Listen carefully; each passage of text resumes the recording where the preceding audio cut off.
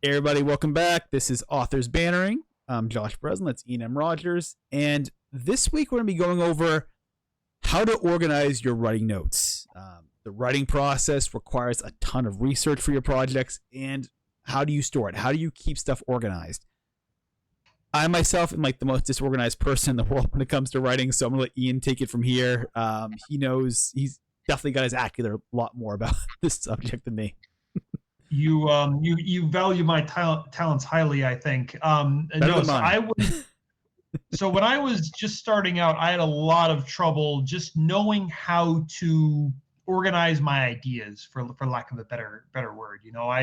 I'd be sleeping and I'd wake up in the middle of the night and think, oh, this is such a great idea. I want to put this in my book. And maybe I write it down on like a note card or in a notebook or something. But then what happens to it? What if it got lost? Or I just like think about ideas in my mind and try and remember everything and be like, oh, okay, this would be great for chapter 4. This would be great for chapter 10, and so on.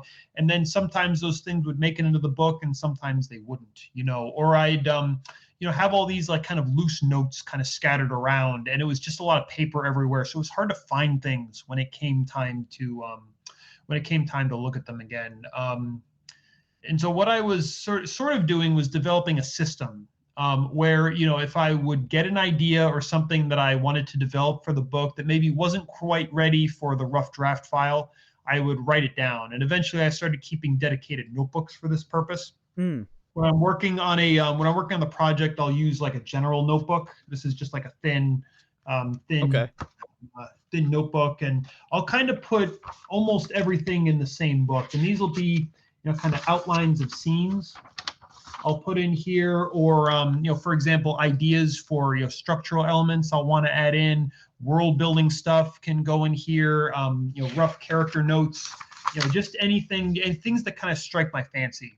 And Nice. I'll develop this over a course of days, weeks, months, years to kind of organize this. And then what before I write or while I'm writing, or maybe even when I'm not writing, I'll go over this and sort of rehash it and use it as kind of a jumping off point for thoughts like, oh yeah, I was thinking about this last week, and use it to develop scenes and different kinds of ideas. Can be really, really helpful for me.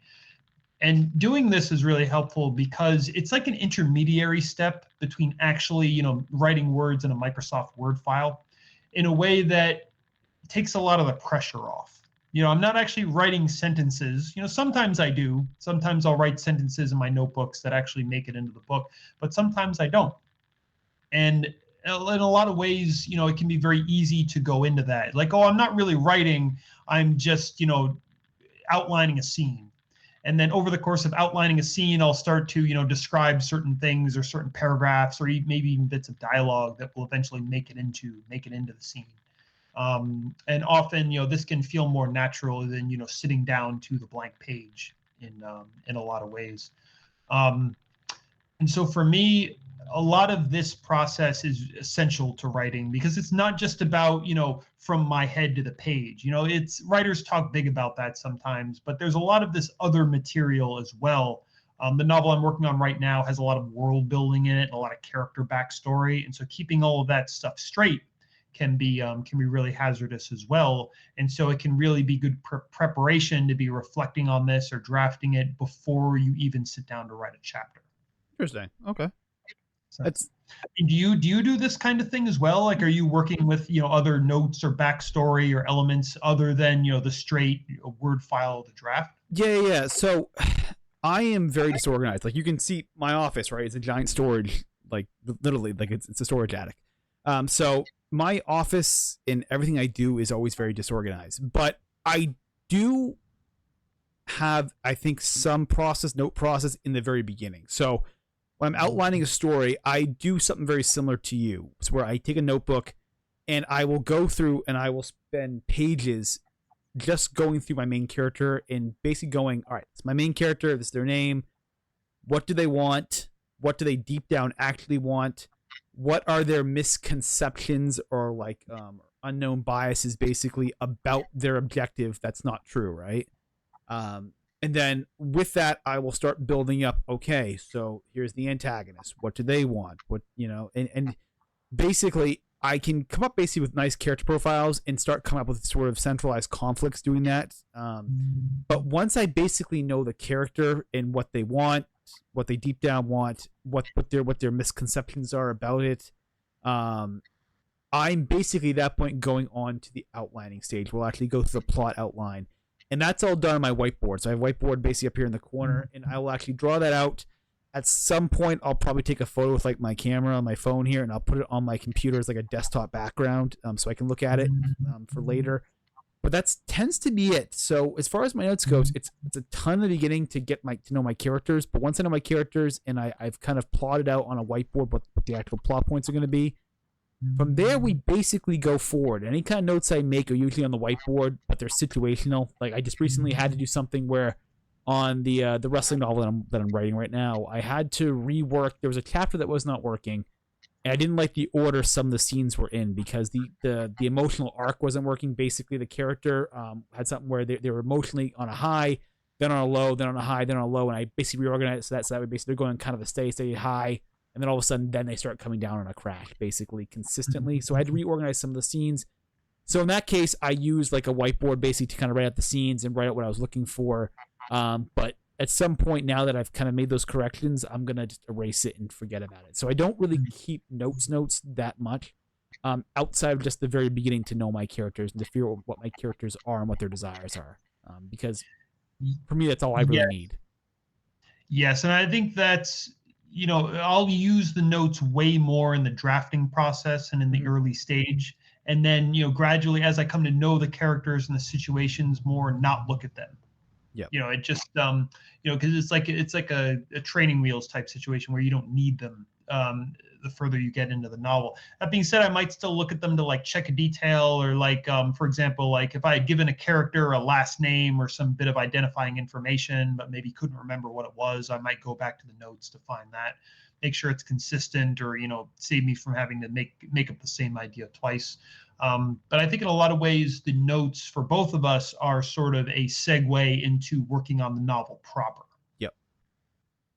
Exactly. And I think there's something to be said for some degree of organization. Like even me, at least I have something to organize. Another idea too that I have used before is the idea of, and this actually comes from Twyla Tharp's The Creative Habit book. But basically her recommendation is that you take a box, like an actual banker's box, and you just put just items that relate to your story into it to help. So sometimes what I'll do basically I'll take like books or subjects basically that are similar, and I'll put it in that box. Just that way, if I ever need like a certain resource or need to look at something that I can't find on the internet, or just I'm looking for just some sort of inspiration, that can be helpful as well. But really, for the most part, for me, it's like it's a short note process, and then it's more or less just as it goes along. But I know for me, that's not for everybody. I think most authors tend to not go in that direction. Well, but no, but I think it speaks to this idea of getting everything in one place so you don't have to look for it, which I think can be tremendous. Or just knowing where things are so you're not fumbling for them. It's like I talked about, everything in the same notebook, this system, everything in the same box. It's not in 7 different notebooks or 7 different boxes. It's all in the same place so that you can find it very easily, saving you time, but then also so the process of adding to it can become more familiar. You develop these habits, and that's, think about habit building and things that skills that you can carry over from one book to the next. This kind of organization can be a really, really good tool to have in your writing tool belt. I completely agree with you. Like, it can be very, very helpful just to have something to recall at a certain point, because you are kidding yourself if you think you can remember it all in your head. Like, the person who thinks they put it all in their head, you're kidding yourself. The fact that you think you don't need to do any research at all, you're just asking for trouble. So you do have to put it somewhere. So I do agree you have to do some sort of research to put it somewhere.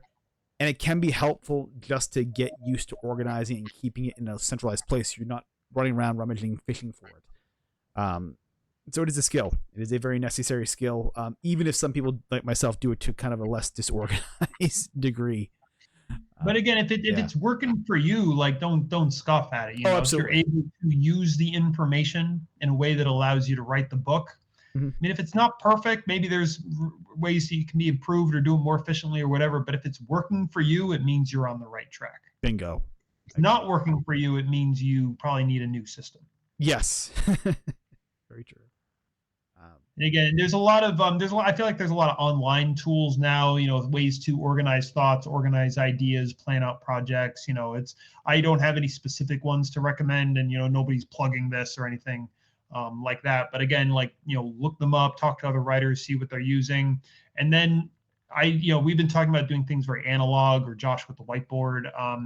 I know a lot of writers who will keep their information in just separate Word files on their computer, and they'll go between windows to find the information that they need. Again, it's whatever feels most natural to you. Then I think head in that direction and see where it gets you. If it doesn't work, try something else. Bingo. Excellent. So with that, we'll kind of wrap up here. If you found this video to be helpful, obviously make sure to give it a like. With that, we will be back next week, and hopefully the weather will be a little bit better. I know right now we're dealing with this awful like New England gray. Hate this time of year so much. But with that, like I said, we'll see you next week. Hopefully the writing keeps you guys motivated. Until then, happy writing. I'm Josh Bresslin. That's Enam Rogers, and we will see you on Monday. Take it easy.